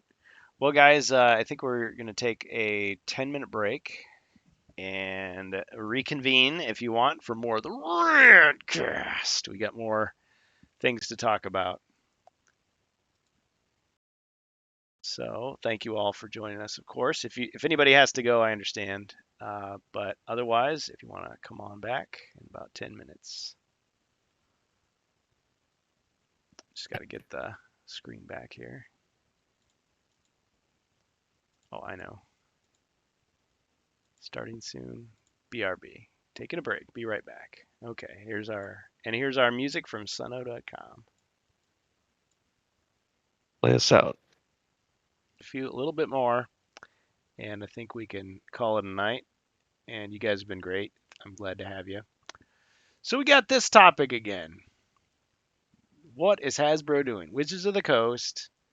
Now, I'm not going to play his video, but I'm going to recommend that you check it out. DungeonCraft. Ribby, you want to do the honor? Deathbringer here.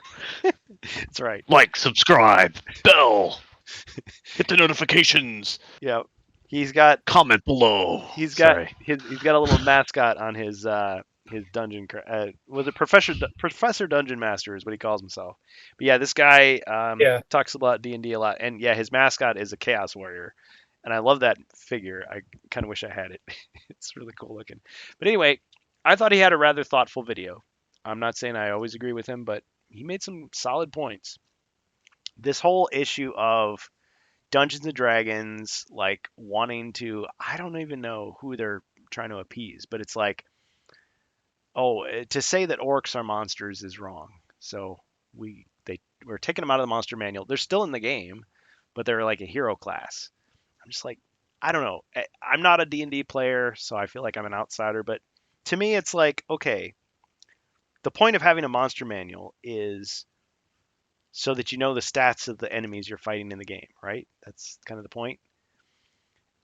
It's not making any comment about anything else. It's just like you have humans in the monster manual, like evil humans, right? That's not saying every human is evil. Being a human automatically, takes away your free will, and you're automatically just irredeemable. But it's like you could have a hero orc and you could have a monster orc. But the point is, the heroes are few, the enemies are many.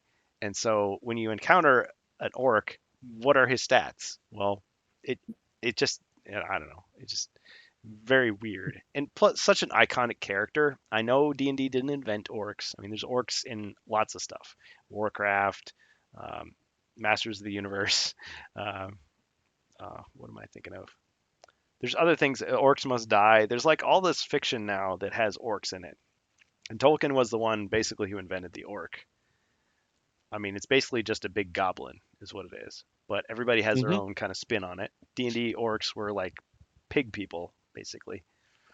And one side of it is saying, well, you need the big dumb army of guys that you're going to fight, whether they're stormtroopers or battle droids or Cylons, whatever they are. You're not going to worry like, oh, do they have families? Do they have hopes and dreams? If you want to make it a really layered morality tale about, I'm in a war and I got to kill this guy on the other side of the hill, but he's got a family and he's got hopes and dreams and he's fighting for his country, but it's either him or me, but it's a fantasy game. And D&D allows you to do stuff like that. But I just think, I don't know, it's a weird decision.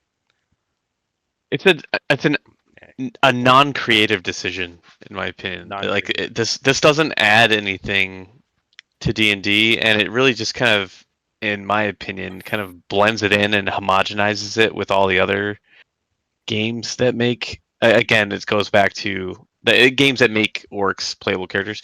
It goes back to the World of Warcraftification of everything, where WoW has had a huge impact. Yeah, even to the point, the art style of the new HeroQuest looks very World of Warcraft-ish.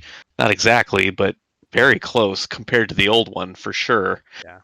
And there's a reason for that to an extent, because they had to get away from Games Workshop. They had to get away from that, infringing on that look and differentiate it. But at the same time, they went straight to the World of Warcraft look, essentially. Easy choice. Yeah, and World of Warcraft, obviously, there's a lot of ambiguous good and evil There's good and evil characters on both sides, chaotic and neutral and yeah. So I don't know, to do that to D&D on top of all the other games that already do it, it's like you're losing there's uniqueness. just there's nothing creative about that really. It's just kind of like, hey, we're doing what the crowd's been doing for a while now. We're gonna make a first-person shooter, and we're gonna make it as much Go like back- Fortnite as we can. Go Yeah, ahead. we can go back further than World of Warcraft. There's another RPG called Earth Dawn. Hmm. It was, I don't think it was late 80s, but it was definitely early 90s. They had trolls and at least half orcs, if not orcs, as playable character races. So there you go. So The idea Yeah. of having monsters that are not only enemies is very old in games. HeroQuest. So one of the unreleased HeroQuest, I think it was the Dwarf Pack, was going to have a quest where there was a renegade orc. Like he helps you out for a while. I mean, he might double cross you. I'm not going to say, but at least they were thinking about that in '92. And Sure, and that's fine. in this video, he actually references an article. Or it was in either article or a letter that Gary Gygax wrote, talking about the fact that even in those days, back in the early days of D&D, people were talking about like, oh, I want to be able to play as monsters. I mean, not just as the GM, but like as a player character.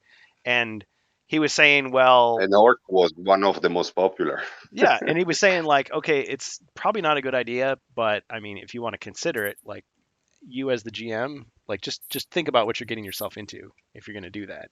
Because it's like, yeah, you go to the village and everyone's like, ah, it's an orc, ah, you know. Right, Yeah. for the sake of the yeah, I think you said that story was in consistency. Okay, but the Dungeon Master's Guide. You wrote that. Yeah. Yes, he did. Okay. So a lot of the the stuff problem I'm is learning. put all the orcs in the same basket. Okay, Mhm. we're trying to put the orcs from different background and different story, different lore, all together. Mhm. Okay, we don't do the distinction between the orcs. For us, they're just orcs. Okay, so we don't have the orcs that is bad and the orcs that is good. We have the orc become uh, gradually. He's been accepted as as a character in the story. Yeah. Okay, Okay. globally. Okay, but all the different like dungeon that the Professor Dungeon Master said.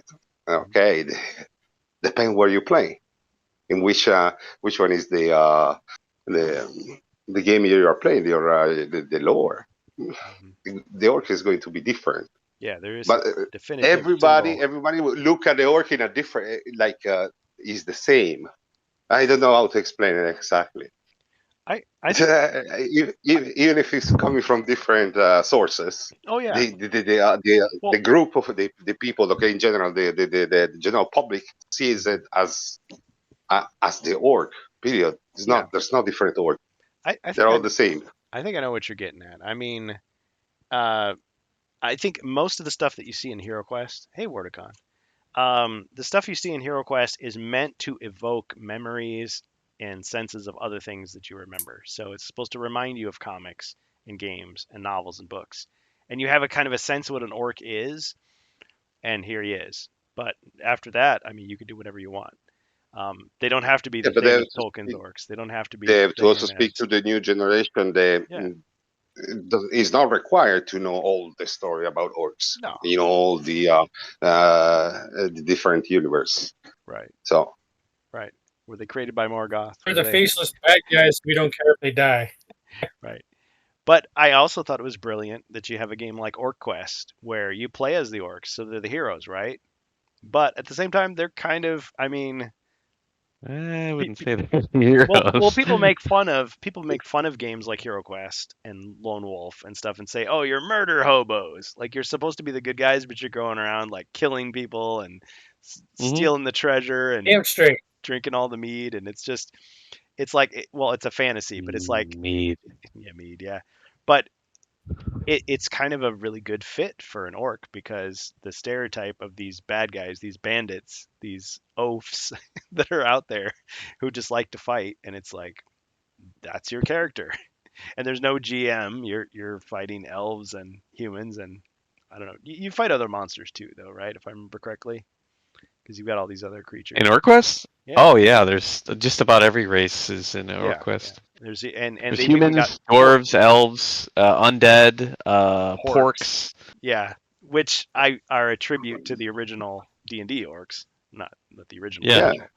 Well, Other like even in Lord of the Rings, creatures. Yeah. yeah, even in Lord of the Rings, like Tolkien changed his mind a lot, and it kind of had the side effect of creating this, like he was writing it in the 30s, 40s, and 50s, but it was like it felt like it was an old legend because it's like, well, maybe this is how the orcs came about, or maybe this other story that contradicts that is the real one, but nobody really knows. Some say, and so it feels like it has, like it's a real uh, history or tale rather than something somebody made up in the 20th century. So I kind of like that, but yeah, he was trying to come up with like one definitive story, and he didn't, and so now everybody has their own spin on what orcs are. So yeah, if you want to have good guy orcs, you can. HeroQuest gives you that option. You got the bard, and there's orc allies. You even get transformed into orcs at one point, so you can just go any direction you want with it. But let me have my monster orcs. There's nothing wrong with that.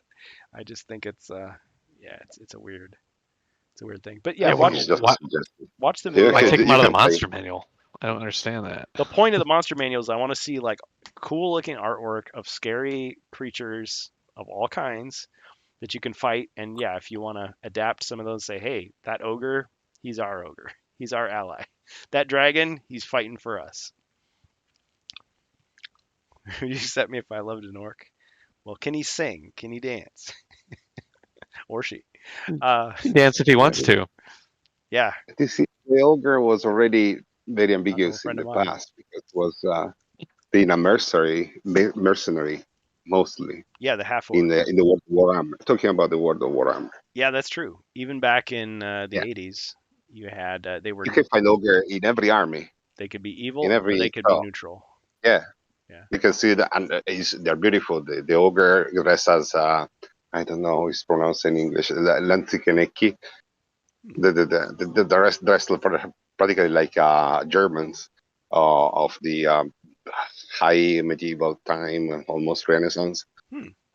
Interesting. They're beautiful. I'm always learning more about it. Um, well, guys, I had a whole another topic, but yeah, definitely check out DungeonCraft. He's not the only one who's commented on this, but I think a lot of people get hung up on Bright, which I've never seen, but that was like a cop show where they tried to use fantasy tropes, and I think people got kind of confused about a lot of stuff, thinking that it had to do with like orcs represent this race of people and elves represent this one, and it's like, no, that's not what it is. That's just one person's presentation of it. Like So tiresome. there's this whole history, and Like the Klingon, the Romulan. yeah, yeah, Yeah, yeah. Well, you the can thing say is, that for everything. people come up with one interpretation of something, and then it's like that's the interpretation. But it's like most of the time it's not even true. And to say that orcs are this proxy in the real world, like look at Tolkien himself. He's like, I hate allegory. I don't use allegory. I don't like it when I can smell it or something. He had some funny quote about it. And it's like, okay, well, It's the smell. like been infected by it. Yeah. At the same time though, when I was reading Lord of the Rings, I definitely, I mean, I'm not as cultured as Professor Tolkien was, but like I definitely like other books I'd read, like scripture passages, like as I'm reading, I'm like, oh, that reminds me of this. It's like, okay, that's clearly where he was inspired by. But that I think is different than saying, okay, I created this character and it means this other thing in the real world. Like this is a metaphor for this. This means this. As opposed to you're telling a story and yeah, you've been influenced by all these other things that you kind of weave into your story, Mhm. but you're telling your own story. So I think if people give it a chance, and if you're offended by it, I mean, I don't know. I guess do something else. But they didn't have to change it. It wasn't necessary. But yeah, check out his Well, video. See what you think. in Warhammer, they did that. Okay, to be fair. Okay, they use actual okay group of people, and they transform the group because they want to just do like a parallel universe of the Oh, our I, world to the fantasy world, but it reflect only on the inspiration for the clothes, and it did not much for the political views. yeah. Well, that makes a certain amount of sense because Warhammer, you think of classic Warhammer, it's a war game. The war games were, yeah, you Yeah, set up your Napoleonic army, your World War One soldiers on the battlefield, and you're doing this stuff. But when it's fantasy, you're using Lord of the Rings type characters. You got your halflings, you got your ogres, knights, you got your orcs, dragons, whatever, and those are on the battlefield. But yeah, you're still kind of paying tribute to that. uh, I loved that conversation that we had where we were looking at the map of the old world from HeroQuest and Warhammer, and it's like, oh yeah, that's clearly a parody of that town, and that yeah. continent is a parody of that thing, and it's just like people that know that geography know what you're doing, but it's not some secret message like saying, oh yeah, the people from that country are evil and they're ugly monsters too. Exactly, It's just exactly. yeah. So if the dwarfs act like stereotypical Scotsmen, I mean, that's what it is. That's what they're doing. Yeah, But but that's the parody. There is yeah, the part that well, is involved. They needed to create comedy. yeah, Already. it's tongue in cheek. It really, Yes, you're putting a whole bunch of colorful figures on a table, and you're rolling a bunch of dice and having a good old time and reminiscing about all the stuff that it reminds you of. So the last topic, and I think we should definitely save this for the next rantcast. I was going to say there's this article. This is from Cybertron, and it's spelled differently. This is a Transformers website. I like the Transformers. Back in the day, I watched the cartoon, but anyway, they had this interesting article. 2025 will be a transformative year for Hasbro as they focus on games while producing less toys. And I was like, okay. So I'm going to link the article, and I think we're going to have to talk about it next time because we need a little bit more time for this. But this has been talked about for a while. The basic idea is Chris Cox, the CEO of Hasbro, he used to work for Microsoft, and it seems like every time they're talking to him, he's always talking about how much he loves AI, how much he wants to push the company into digital, away from physical. Um, it's all about games. Like they're going to be making their own game titles and all this stuff. And it's like, okay, but is this going to be at the expense of toys? There have been the controversies. Oh, yeah, another video I wanted to share. So this is from Encounter Mastering Dungeons. Don't have time to play it here, but I listened to the whole thing. And he does a pretty good take. He does kind of a comprehensive review. It's kind of amazing, really, because he goes through, Yeah, I he watched that one quotes, earlier. Yeah, yeah, he quotes that's a good Professional one. Dungeon Master. I hope he got permission from this. He quotes, who's this other person? No, I can't remember the names of these people, but I've seen them before. Like a lot of these people I've seen before. And he goes through and it's just like, okay, basically laying out the case against Hasbro, like the screw ups, the mistakes, the stupid decisions, the OGL debacle, um, the AI stuff, just all these things. And it's like the point is the trouble that Hasbro is having today. Yes, there's market forces, there's issues, there's supply chain problems, but there are a lot of self-inflicted wounds on the company. Like they've done a lot of stuff to damage their own brand in the eyes of their fans. They've overproduced action figures. They've latched onto brands that aren't as big as they used to be, like Star Wars. There's a lot of unsold merchandise, and so we've got to switch to like online slot machines and AI and D&D physical, Beyond. It's just physical toys are dying. yeah, they've been dying for a long It, time. it, But it's natural. Okay, if they were we're smarter, going. through the completely digital soon. Soon, I mean, in the next 10 years, the kids are not much interested anymore on a toy. They have a phone. The toys are produced for kids, okay, for nostalgic adults at the end. Yeah. But can you push the market only for nostalgic adults? You can push it to a point where when you have until you have nostalgia. If there's no more nostalgia, there's no need of the toy. Well, it seems like what we're admitting here is that Hasbro doesn't know their audience anymore as well as they used to. So they're making changes, but clearly they didn't quite, like if you look back a couple of years ago, it doesn't seem like they knew what they were doing, and they still are kind of trying to find their way. My point is, and maybe we'll see how it goes, is that they thought they knew what everybody wanted, and they made some mistakes and they lost a lot of money, and now they're trying to cut corners to get that money back or to save money. So they're laying people off, they're switching to get rich quick kind of schemes. So yeah, I mean, I like both. I like video games, I like physical media, I like board games and things. And yeah, maybe one's the future and one isn't, but it's like I feel like they're just hastening the demise by their bad decisions. But I definitely want you on the next show if They you keep can making- and come back. Yeah, go ahead. What were you gonna say?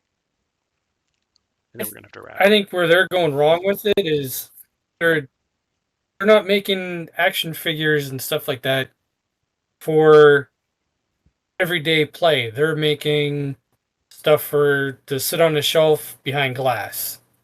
These super Collectibles. expensive collectors, That aren't meant to be. pose action figures. Like Well, there's Jabba Sail Barge in particular. yeah, That's not something to be played with. That's you set up all your figures on that and it never leaves the shelf. or just brag about the fact that you have it. Yeah. It's a pure collectible. Well, but I always felt like Hasbro was walking that fine line. They were doing both.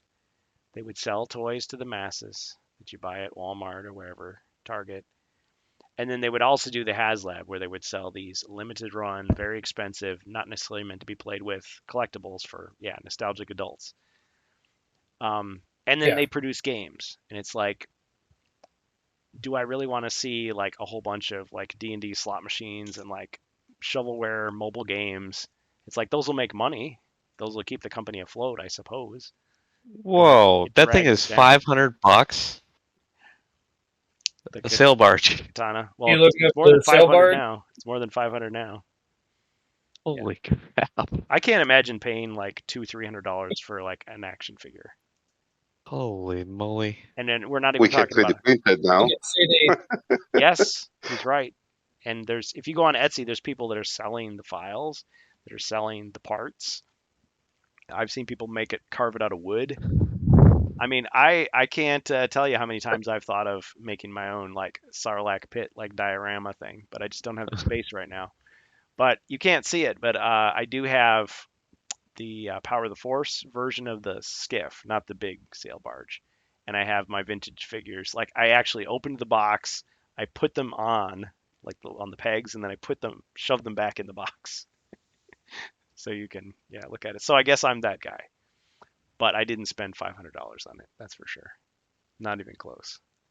well, I guess they put that trend back in the 80s with I can't remember what the space shuttle was called for GI Joe and then the USS Flag. Oh yeah, this USS Flag was the Those aircraft were carrier. those were insane. Yeah, I knew one kid that had the USS Flag. Uh, It was like $120. Of course, that was in 1980s dollars. Yep. You had to yeah, your one of parents help you those put one it of those that I together. wish I had. Yeah, but how cool would it be to build that? It was to play with your other toys on. So I don't have any kids myself, but I'm also thinking of like Barbie. So the Barbie Dream House, I guess back in the day was made out of cardboard, but then they had a plastic one, and it was like hundreds of dollars. But I've heard and read many stories about like so many dads that like just got some 2x4s and built their daughter the Barbie dream house. It's just like that's awesome. I love that. You know, they sell you the overpriced, ridiculous because those dolls are tall, right? So the house has to be huge. I guess it's like Yeah. bigger than Castle Grayskull. Think about it for Masters of the Universe, and that was pretty big. Castle Grayskull I didn't have, um, but as a kid, like I had a lot of the figures, and I knew other kids that had it. So you get your mom to make stovetop, invite me over, we'll play with the Castle Grayskull. But at one point in time, I want to say it was like 10, 15 years ago, I saw they had a yard sale, and somebody was selling their whole collection. And it was like Castle Grayskull, sweet. But I'm not a 8-year-old anymore, so it's not the same. But it was cool to have. It was cool to say, yep, that was the one. That's the one we had. All right, guys. Well, closing thoughts before we wrap up this episode of the Rantcast.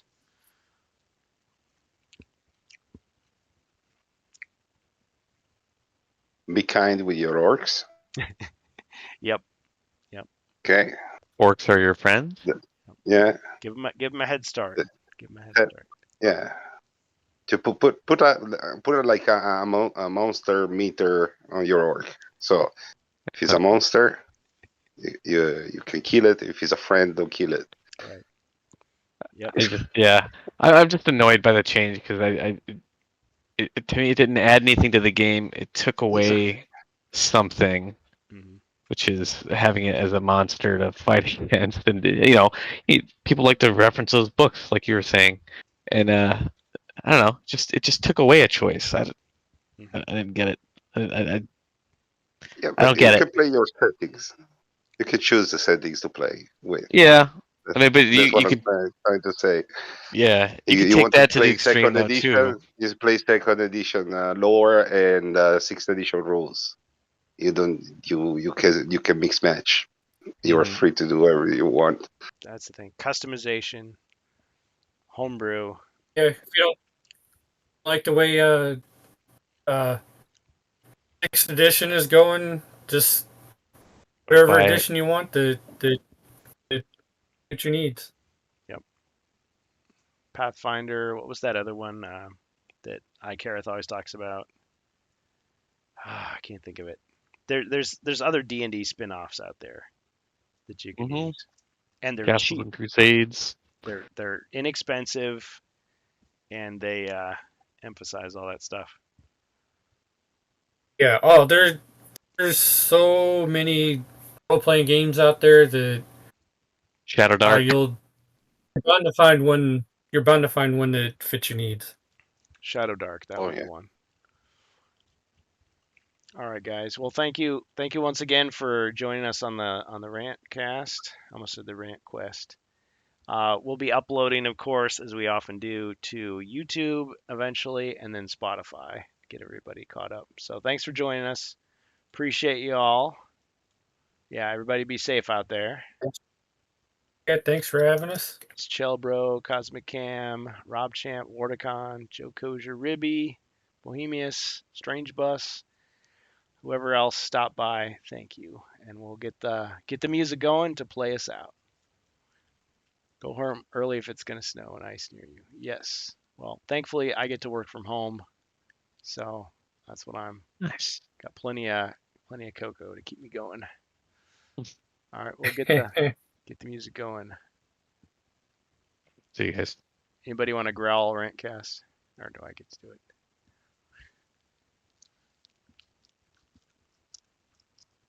No. Yes. There you go. That's it. Cast.